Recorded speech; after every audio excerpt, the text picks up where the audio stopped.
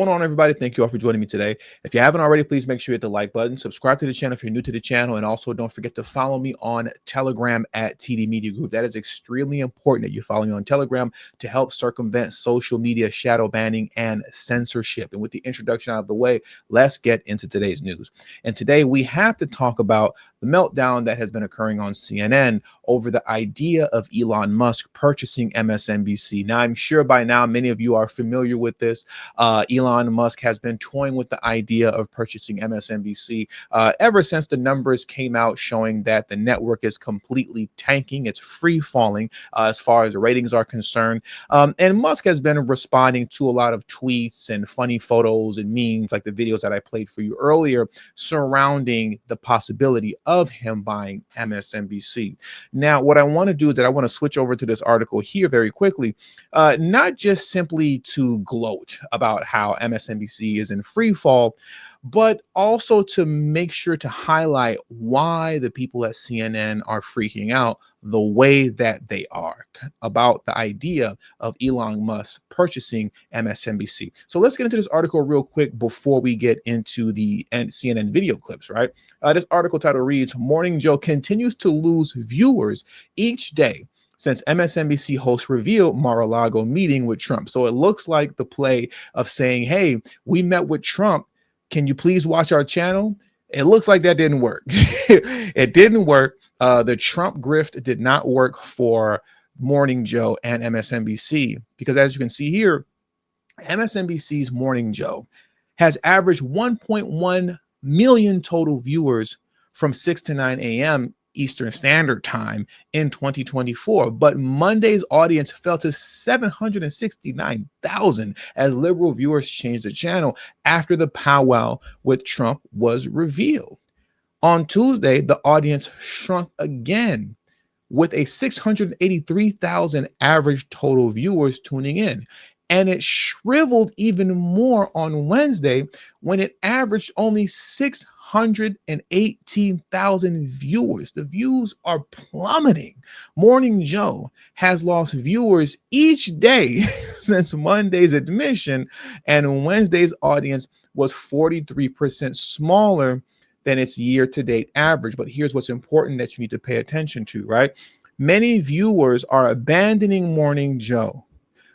Many viewers who are abandoning Morning Joe come from the advertiser coveted demographic of adults aged 25 to 54, as the program averaged 67,000 demo viewers in 2024, but drew only 26,000 on Wednesday for a staggering 61% drop. And this is where I want to take a moment to pause so that we understand what's going on here and why the people at CNN are freaking out.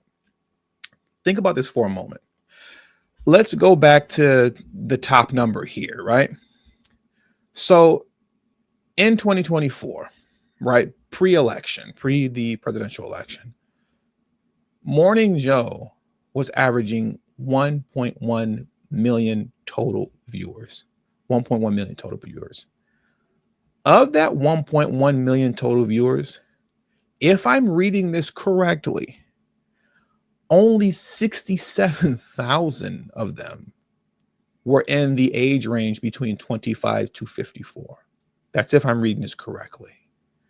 And if this is true, then what that states and shows is that Morning Joe, as well as all the other shows on MSNBC as well, it's not just Morning Joe, but Morning Joe, their viewers are mainly 54 and up.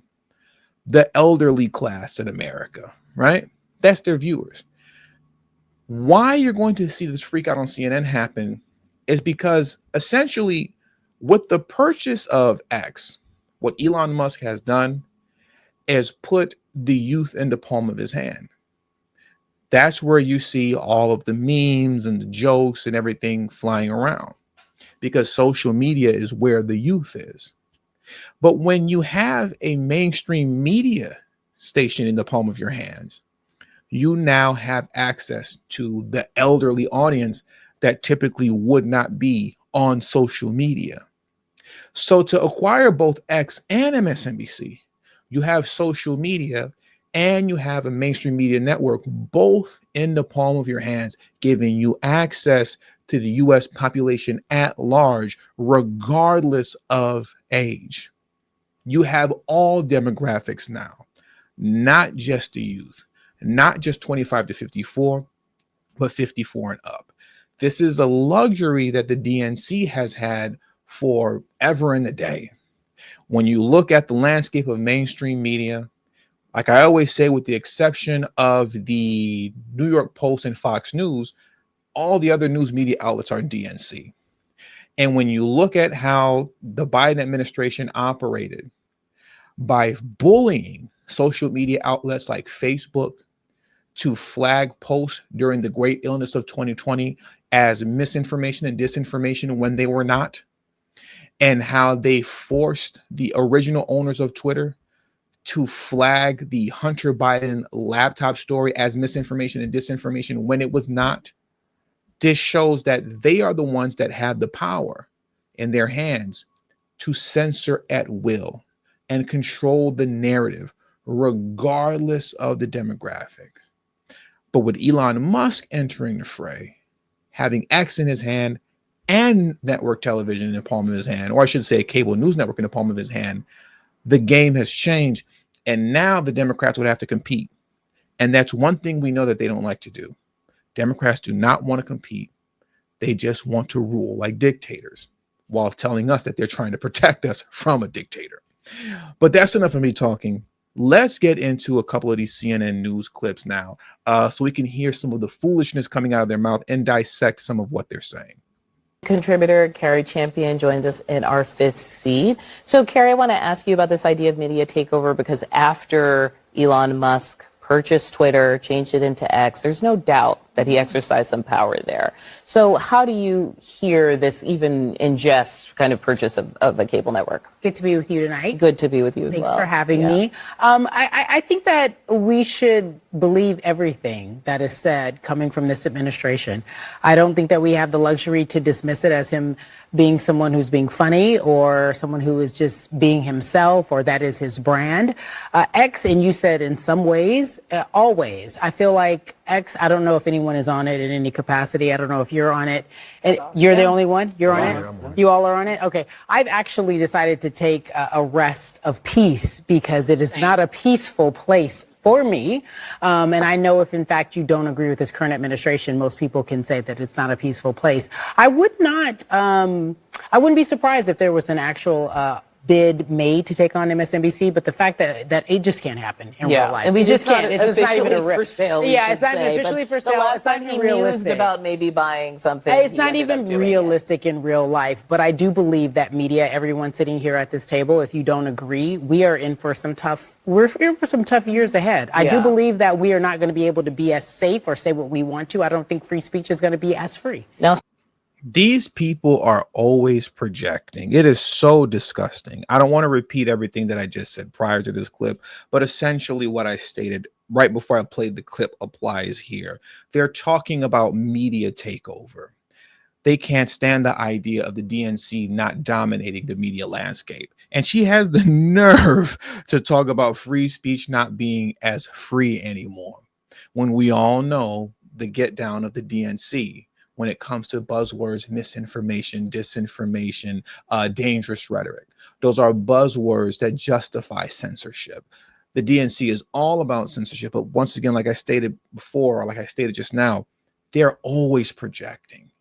Every time they point the finger at Trump and Elon Musk, they're actually talking about themselves, literally every time. Let's get into this next clip here.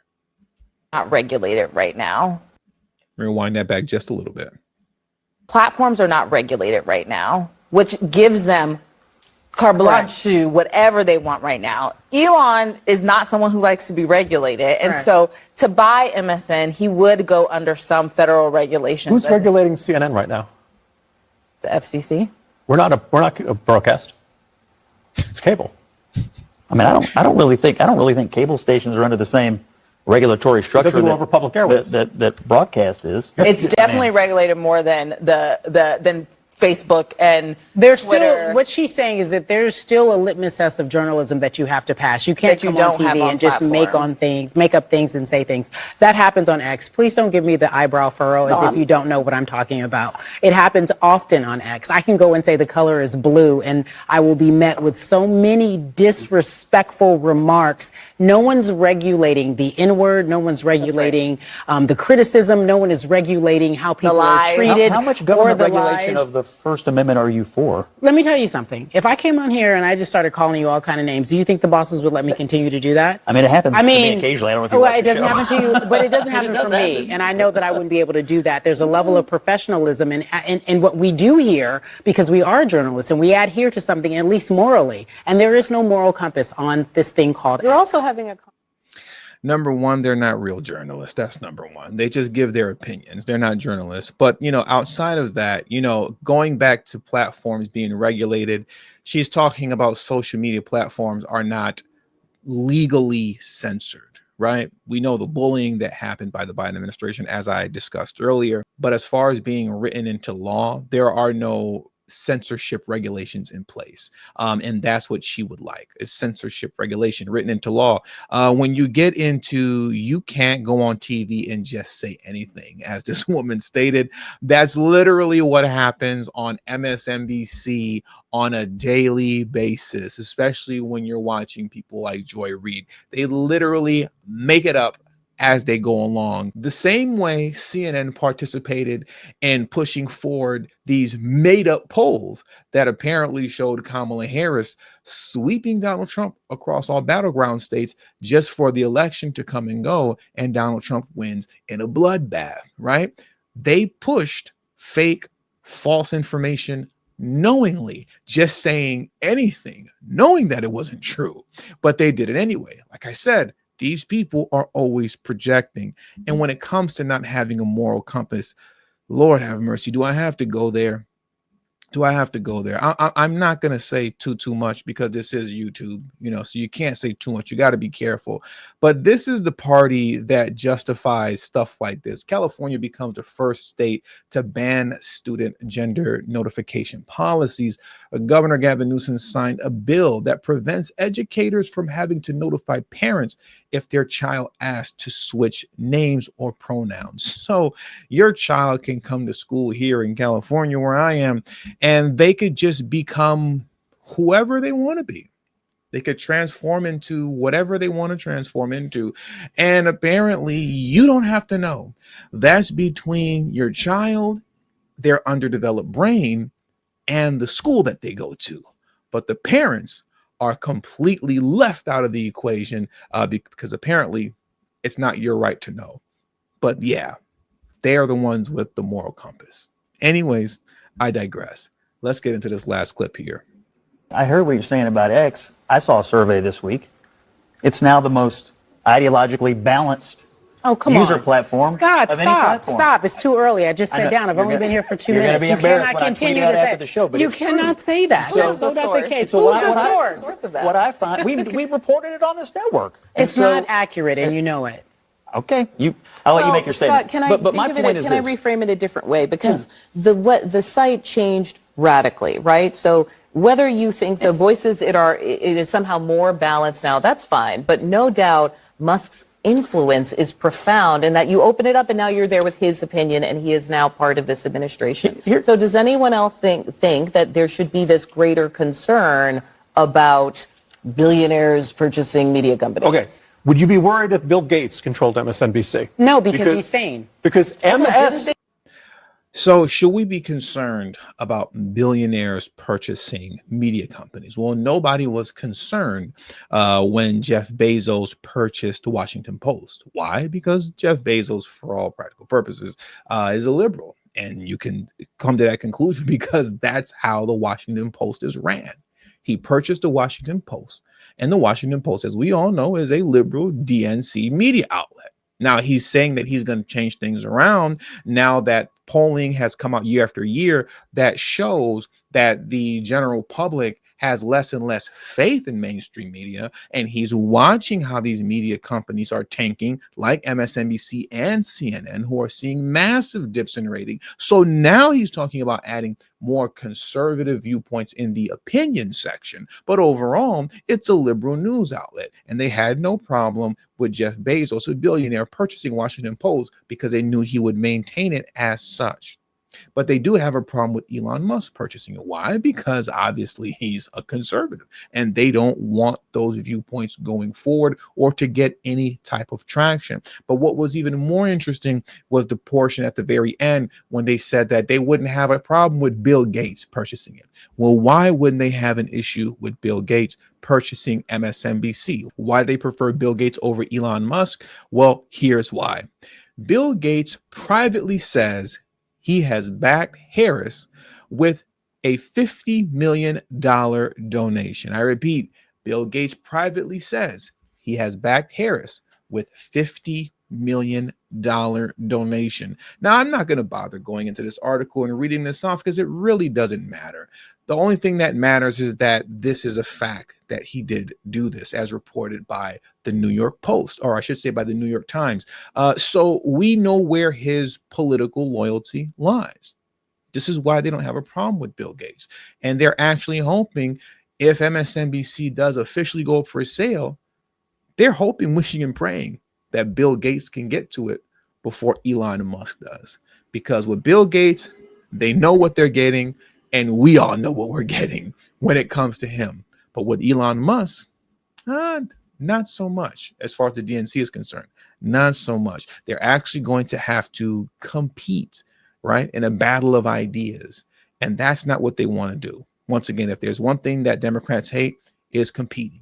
They want to control, rule, and dominate in a dictatorial fashion while pretending to be protecting us from that.